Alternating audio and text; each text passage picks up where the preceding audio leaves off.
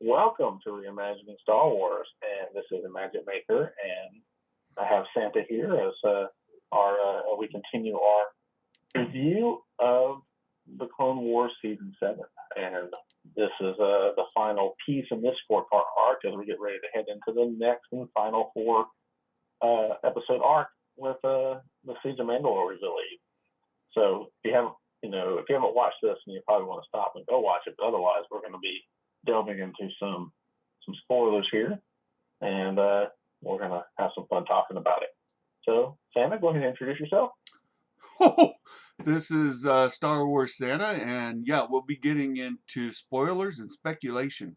We look forward to kind of setting up the stage for the Siege of Mandalore. Is this episode kind of leads right into that. So, with that being said, this episode, Season 7, Episode 8, the last part of Ahsoka's arc, Ahsoka with Rafa and Trace, and this is titled "Together Again," and the title at the front says, "You can change who you are, but you cannot run from yourself." And after watching the episode, and even when I saw that, I said, "Oh, it's got to be about Ahsoka." Right? Ahsoka's been trying to change who she is. She left the Jedi Order. She's trying to figure out where she fits into things and what who she is and how she's going to go forward. And she's no longer a Jedi. So who is she? So that's that quote. You can change who you are applies to Ahsoka, but you cannot run from yourself, and that's her core values, right? Her core character. Right. She is who she is, despite whatever title or organization she belongs to. Right. Yeah. So, So, yeah, go ahead. no, I mean, I think that's a key factor, and I think it comes out and plays out exactly in the end. So we see that come full circle, that quote coming to the very end. I agree. We see it very, very, very bluntly. Very bluntly. It's not hidden at all. No, no, no. They lay it out there pretty straightforward, and we've really had a couple of things going on here, and one being, of course, Ahsoka's character figuring out her future, and we see more character development there. But we also see a great deal of character development with Rafa. Trace seems to be who she is. From first time we met her, she seems good natured, like she's got a decent core. But Rafa has been that kind of how would you put it? Self-absorbed. Yeah, she's all about her. Yeah, and she's um, she's kind and not trusting anybody, right? And Right. and so for Rafa, it's always just been her and her sister, her and Trace, Right. and she keeps making a deal of that. And actually, Right. Rafa uses that as a weapon against Trace, kind of becoming her own person repeatedly. Right. She does. And what we see through this is her starting that exterior starting to crack, and her starting to see things differently, and that continues in this episode as well. Right. No, I mean it does. I mean we see the effect of Ahsoka on Trace, and that has led her to oppose Rafa and her decisions, where she really hasn't done that before, and of course that upsets Rafa. Sure it does. Yeah, and it starts off that way. So Ahsoka is trying to decide whether to reveal her abilities and let them know who she is, because they're in prison again, and they're running out of options, and they don't really have any ideas, and they're like, "Okay, Smarty, what do you think we should do?" And she's really kind of debating what she should do, and um, and it seems that Trace and Ahsoka turn against Rafa, but that's not the case at all. But that's how she is. That's how she sees it, because Right. Trace agrees with Ahsoka, and she goes, "Oh, I see. You turned her against me, you know." And Right. Trace actually stands up to her sister, which is something I wouldn't have seen her doing before either. So um, that's again another character that's kind of developed. Um, Trace tells Rafa that, "Hey, I'm still with you. We're still sisters. We're still in this together. But in this instance, this specific thing, I agree with Ahsoka." And Right. so Marge Krim, uh, he sends his folks to get Ahsoka, Rafa, and Trace, and this is their last chance. I need my spice or else. And Right. uh, and that's when Ahsoka decides to release her plan. She's gonna appear Right. to turn against Rafa and Trace and turn on them. And on But the she's already surf, made the big deal about trusting each other, and then she makes that statement, "Trust me," yeah, and that whole thing. yeah, and And she's already Rafa picks up on it. yeah she already gave a couple of clues that um, Rafa and Trace should have been able to pick up on. Like, I'll tell you where their family is. Well, they have Right. no family. They are the Right. family. So that's a big giveaway right there. Rafa and Trace should have been like, she's, we see what you're doing there. And Yeah, and I think Rafa completely picked up on it. It was Trace that didn't. yeah, Trace is exactly. not very savvy when it comes to interacting with people. No, yeah, not at all. And so Marge, Marge Krim seems to go along with it, right? The Pikes seem to go along with it and let Trace and Rafa go to get the spice under the guise of, we're going to go get the spice. And they've got Right. a day to do that, essentially. And they're going to hold Ahsoka as the collateral, which doesn't make sense to the degree right then, because apparently Ahsoka turned on him, right? And Right. if Ahsoka turned on him, Well, it's not the collateral of Ahsoka. It's the information that Ahsoka apparently has is the collateral. that's So where because if they don't bring it back, then their family is revealed, and then yeah, and where they are, so they can be hunted down and killed. that's true. That's true. Yeah. Yeah. So they leave. Rafa and Trace are let go to go under the guise of going to get the spice, and they've got a day to do it. And Ahsoka's will be held as collateral, along with the information Ahsoka has. You're right. Right. And the Night Owls see Rafa and Trace leave, but not with Ahsoka, and they're like, let's see what happens. So Right. they're particularly interested in Ahsoka, not so much at all with Rafa and Trace. They let them go and don't even pay attention. They're like, okay, they're gone. We're still wanting to see what Ahsoka's up to. Let's see how this plays out. Right. So Rafa then comes up with a plan to steal the spice from the mining colony from the Pikes. She's going to steal from the Pikes to give to the Pikes, and free Ahsoka.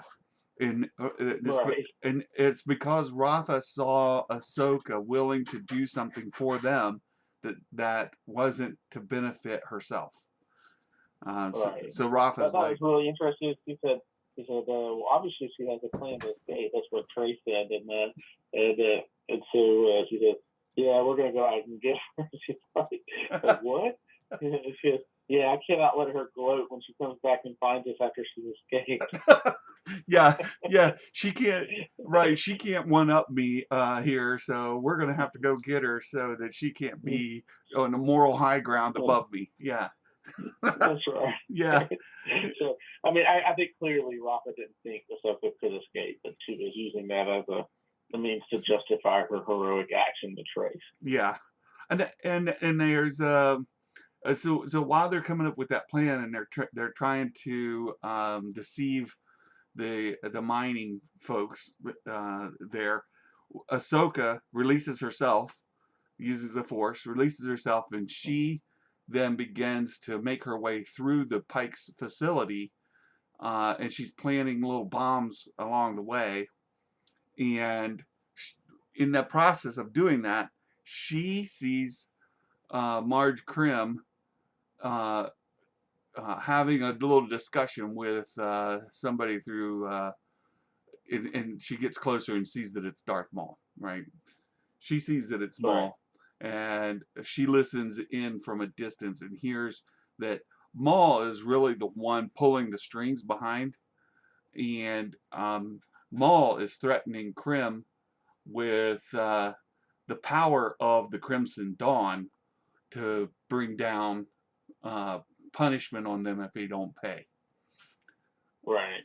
We talked about this because beforehand it had been the Shadow Collective, and now all of a sudden it's the Crimson Dawn. And now we know there's some piece of information that occurred between the Lawless, where he lost to Sidious and begged for mercy, and now where he's in control of the Crimson Dawn and over the Pike Syndicate there. I mean, I don't know if it's the whole Pike Syndicate. Maybe they're separate pieces. I don't know. I don't know where Marge King falls into that. And so that it's one of those interesting pieces. You're like, what the heck is going on here? So yeah, I mean, you have the Son of Dathomir comics that has a bunch of stuff in between that. We just talked about that being, from 2014. So it seems like it would be canon and not legend. I'm not sure where it all fits in. What do you think about that? Yeah, I agree. So just to kind of lay it out from Maul's perspective, Maul set up the Shadow Collective. He had all of these uh, groups under control, right? The Hutts, the Pikes, the Mandalore, all of those groups were under Maul's kind of leadership, and at the end of that episode that you just mentioned, Sidious has defeated Maul, and rather than kill him, he says, "I have plans for you." And then in the comics, we see Maul imprisoned. So at some point, Maul gets free. The whole thing plays out with the Night Sisters, and then we get him on top of Crimson Dawn, which not exactly sure how the timing of all that. Where, right. Like, I'm not sure how it works out either. Yeah. I think that's the problem. we're talking about how everything seems so compressed and just smashed in, and it's just a jumble. I was like, I've been trying to figure out this whole timeline of how many times was Anakin away from Ahsoka, and how long did this little piece of Ahsoka being away from the Jedi Temple last? It doesn't seem like it's that long, and it seems like this arc began when she left in the end of season 5.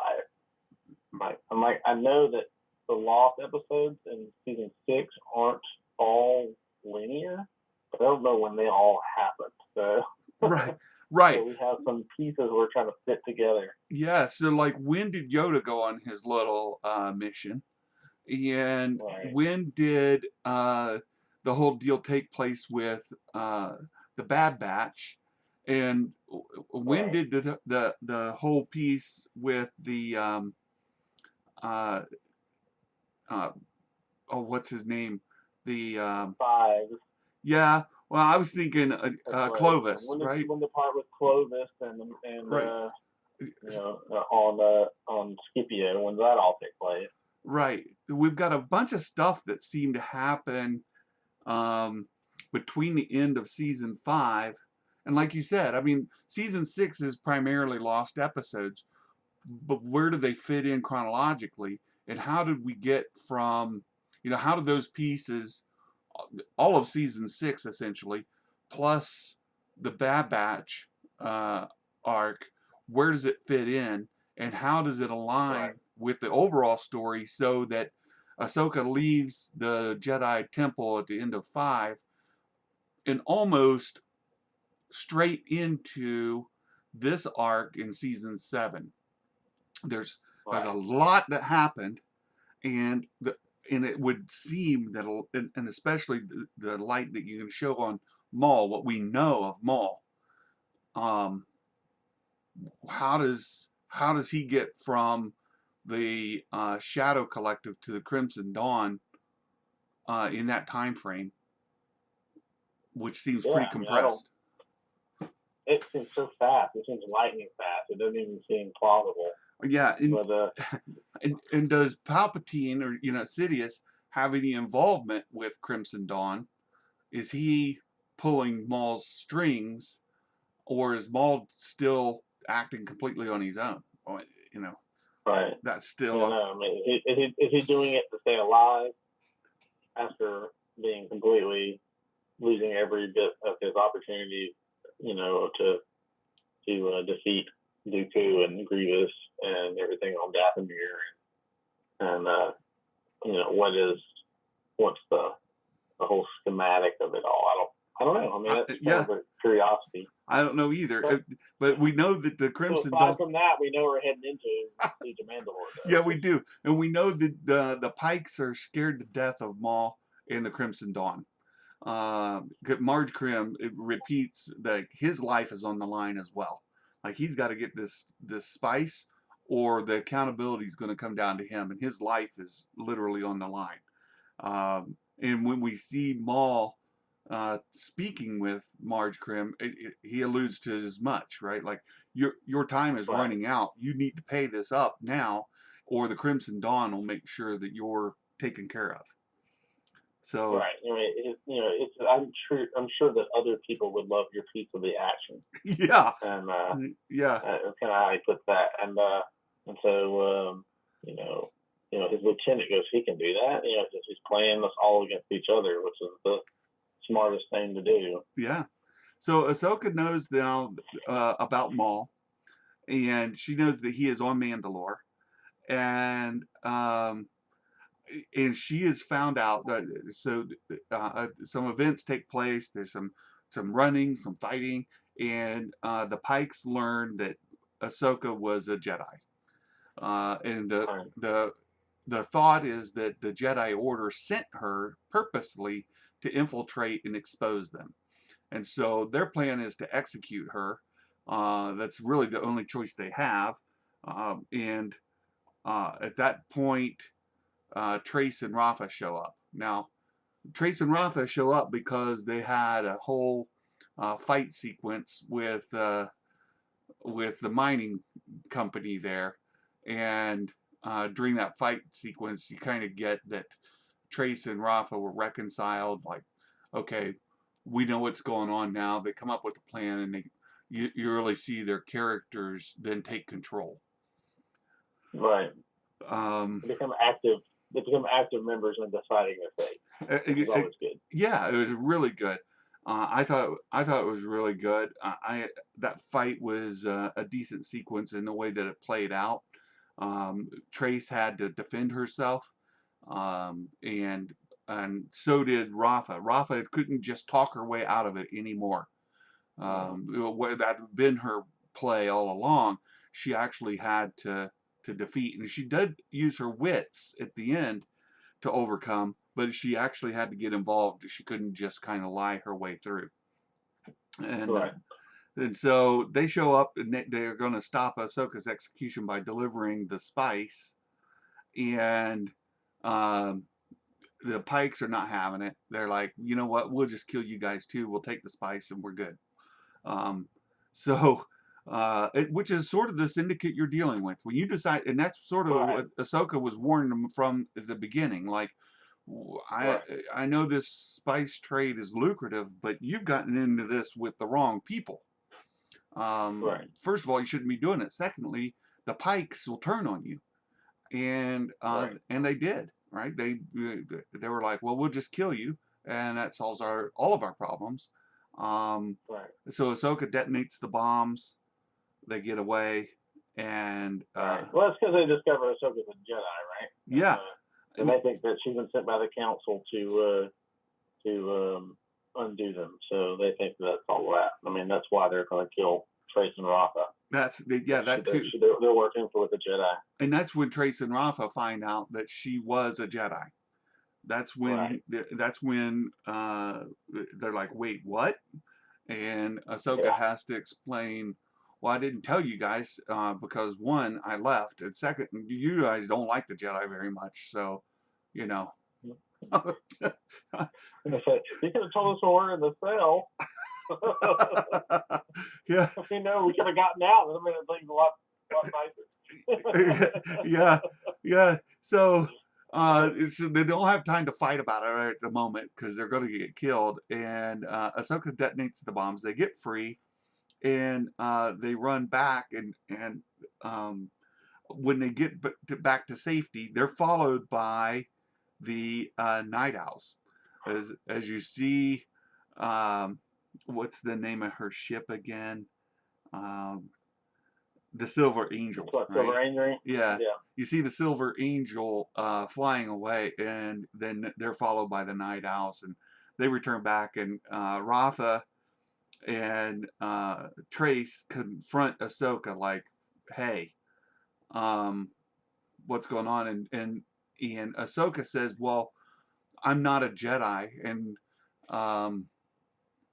Trace, I know, Rafa, this is what you alluded to at the very beginning, right? Like, Rafa says, right. From what I've seen, you're the only Jedi that I've ever met, basically, right? Right.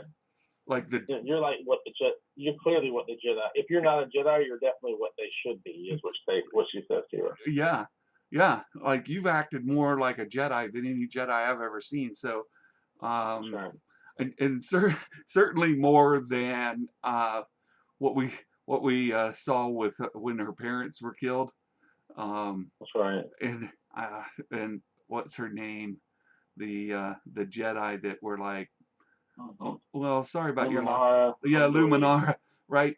Luminara wasn't much of a Jedi, but you were, right. And right. and Ahsoka, whether you agree or don't agree that you're a part of the Jedi Order, you are a Jedi. Right. Which so so that's the idea of you can change who you are. So she changes the fact that she's a Jedi, but she can't change the fact that she is a Jedi inside. That's right. She can't run away from her ideals. Yeah, we've talked about this in Discord and other places. Like, who are Force users that are not part of the Jedi Order, right? Certainly there are Force users that aren't part of the Order. People leave the Order all the time. But when you leave the Order, it doesn't all of a sudden mean you don't have your powers anymore, that you hadn't been trained. You know what you know. You have the abilities you have. What do you do with them? Right. And what do you call those people? What do you call the people that aren't a part of the Jedi Order but are still following the ways of the Jedi? Right. What are they? Yeah. If you're following the pure ideals, what are you? Right. Right. It's like you can have an order, and maybe you follow the letter of the law to the exact degree. That doesn't mean you follow the spirit of the law. The spirit of the code per se. Right. And so it seems to me that the term Jedi is bigger than the Jedi Order, right? And that's what's really being established here. You don't have to be a member of the Jedi Order to be a Jedi, and that's really what they're saying to Ahsoka, right? Right. Okay, you're not a part of that. It also goes the other way. Being a part of the Jedi Order doesn't make you a Jedi. That's true. That's true. The Jedi Order and again, this is really a strong parallel between religion and Jedi. And to be just to use as an example, to be a Christian, you don't need to be a Catholic, right? There are people who are Catholic who are Christian, and there are people who are Catholic that by name only. And there are Christians who are not Catholic who are still Christian, right? So the advantage there is that those titles make it more clear. But in this case, Jedi and Jedi Order are exclusive. They're not Right. the same thing. There are some Jedi who are there are some in the Jedi Order who are Jedi, some who are not in the Jedi Order who are Jedi, and that's that's being established here. And so when you get into like the sequel trilogy era, or even Luke Skywalker for that matter, right? Because Luke comes after the Jedi Order is defunct, right? Right. And he tells Vader, "I'm a Jedi like my father," you know, Yeah. and Right. Well, so Sidious, Palpatine. yeah, yeah, oh yeah, Palpatine, yeah, I'm a Jedi like my father. Well, you know, when did you go through your trial? Like, he's not a member of the Jedi Order because it's defunct, Right. but he's still a Jedi. So Right. that's the case here with Ahsoka as well. She's a Jedi, but not a Right. member of the Jedi Order. Yeah, Right. and so I thought overall it was a good episode. I agree. The And pieces that confused me and made me go, huh? yeah, yeah, That's still pretty good. yeah, I'm Pretty mainly good. I'm mainly confused about chronology, but Yeah. you know that'll work itself out. And then at the very end, Yeah. Bo-Katan comes up and says, "Hey, we need your help defeating Maul. Come with us." Yeah. They have a And common enemy. yeah, and Ahsoka is afraid, and they straight up say, "You're afraid of becoming a Jedi again, aren't you?" Or something to that effect. And she's like, "Yeah." And they're like, Right. "Well, you've got you've got a couple You got a hours to decide. Make up your Yeah. mind." Yeah, they said 5 minutes is what they said. Yeah, 5 minutes to the side. yeah, And and until which Trace goes follow your destiny. yeah, and so I liked the episode, and I know some folks are really down on this story arc, but from my perspective, it's been great character development. It's moved Ahsoka's story along. You get to see how people, and I know that part of the other criticism is why introduce new characters that we've never seen before when we're so limited in time. But you get to see Right. how people outside of the Jedi Order perceive the Jedi Order, which also Absolutely. helps round out the universe, right? Well, you got some universe building Yeah. going on here. I loved it. I agree. So I actually had a conversation. So for those of you who don't know, I'm a friend of Thor Skywalker, and not to promote the channel off of that, but I was actually talking to him this morning, which was not too often, but I got to talk to him this morning, and we were talking about this episode, and we actually in that statement I said to him, you know, when you complain about not having backstory, all right, you have no right to complain when they give you too much. So yeah, this may have been too much backstory, but you got it. So don't complain because you're going to end up with nothing that you wanted if you complain about this. Yeah, yeah, that's a very good point. It really is. And for those of us that just love this universe, we love to escape into the universe and just enjoy spending time in the universe. These episodes do that. At least in my perspective, they do. Um, they made me happy. No, I enjoyed it, and I got a little piece of what two kids have to do to survive in a place like 1313. Oh yeah. We see that they're even deceiving their own kind, but they deceive themselves to let them do it. I mean, it's a hard life, and I think as much as you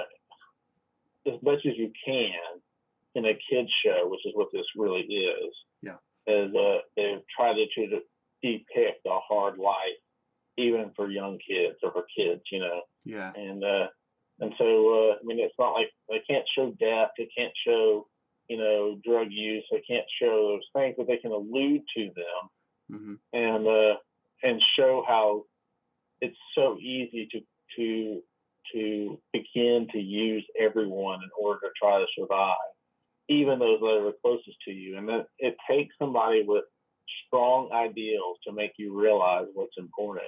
And so that's the key. That's where Ahsoka's coming in. She's realizing that her ideals, are to her credit and help change people. Yeah. But it is vitally important to have perspective in life. Oh, you just sent me down a rabbit hole.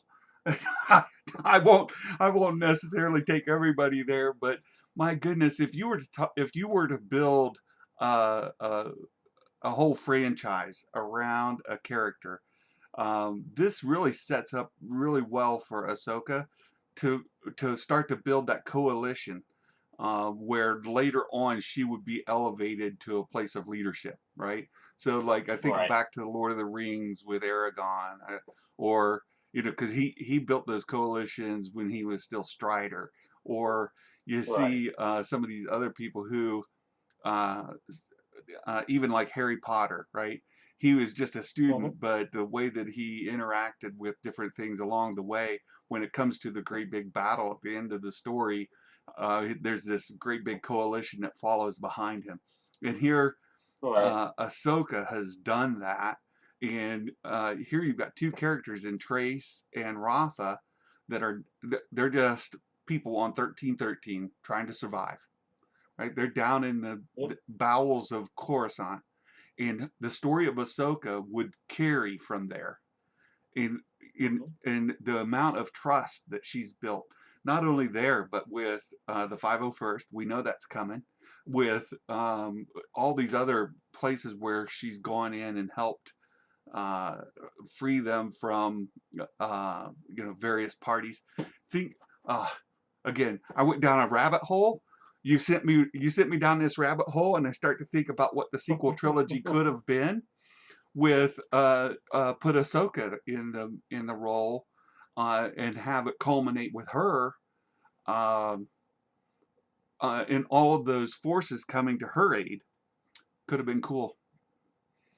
Yeah, absolutely. I mean, Man. of course, there's a ton of things you could do. I mean, and we could rewrite every story Yeah. around our favorite characters. I mean, Yeah. but I think ultimately what you have to realize that some cases the stories have been well developed, Yeah. in some cases they're not. And I think we need to enjoy the time we're having with Ahsoka, and I think this is going to set up. I'd like to see Rafa and Trace come back, actually, if they're going to give us an Ahsoka live action, for example. I would love to see them come back and have their piece play a part, or maybe we could see an insight into when she's fulcrum or something like that, where this little bit of relationship ends up paying off for her later.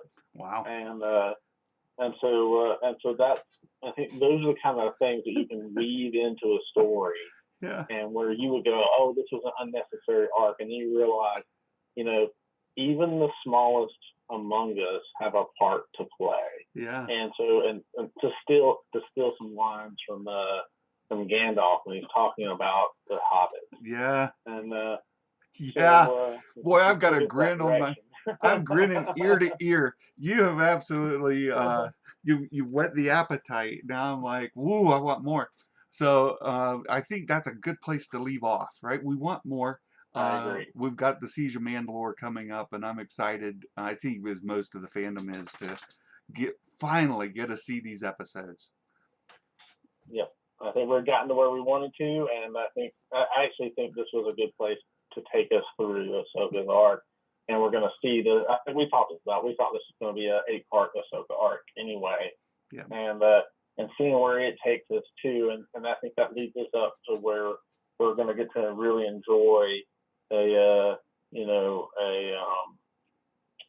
live action Ahsoka, or even if it's a replay of Rebels with that, not replay, but a sequel to Rebels with an animated Ahsoka. I think either way we'll enjoy it. Yeah, but I do think we're going to do a live action series. So I agree, and I think what it has done to me is between now and then, I'm excited to go back and rewatch Rebels with this additional information added in, and just enjoy it again. Right, and I think that's part of the deal. That's part of the love affair that we're going to get to have with this character, and I think we should revel in it instead of complain. I think it's too easy to complain when you're going to realize that at some point this will come back, and we'll have gotten this insight into Ahsoka that'll come to play later on, and that's character development. We're having a chance to really develop a character, and that's what we get in long form storytelling, which is what we get this over multiple types of shows, over multiple seasons, and I think this is a beautiful way to enjoy Star Wars, and I think we should be reveling in it, not complaining about it. I agree, my friend. I agree. So with that, thank you all for coming. I hope you enjoyed our review. We will continue this next week as we go into the Siege of Mandalore, and we'll take you into some more Ahsoka, and we hope to do some little bits of deep dives into the story and try to take you through it and weave it through it and say what it means. But we enjoyed having you here, and may the Force be with you, and we'll see you on the flip side.